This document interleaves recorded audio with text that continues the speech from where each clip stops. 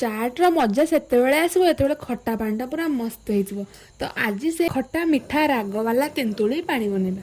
ଅଳ୍ପ ଟିକେ ତେଲ ଗରମ କରିକି ପଞ୍ଚ ଫୁଟଣ ଫୁଟେଇଦେବା। ତାପରେ ଅଧ ଗିନା ଚିନିକୁ ମେଲ୍ଟ କରିବା।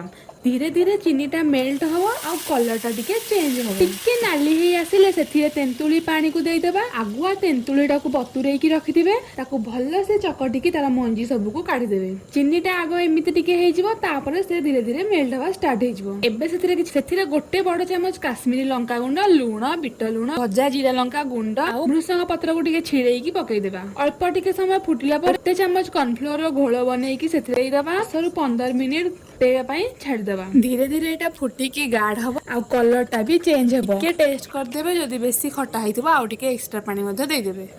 ଥଣ୍ଡା ହେଇଗଲେ ଆଉ ଟିକେ ବେଶୀ ଗାଢ ହେଇଯିବ। ତ ଆମର ଖଟା ପାଣିଟା ରେଡି ହେଇଗଲା। ଚାଟ୍ ଉପରେ ପକାନ୍ତୁ, ଚାଟ୍ର ମଜା ନିଅନ୍ତୁ। ମୋ ଚ୍ୟାନେଲକୁ ସବସ୍କ୍ରାଇବ କରନ୍ତୁ।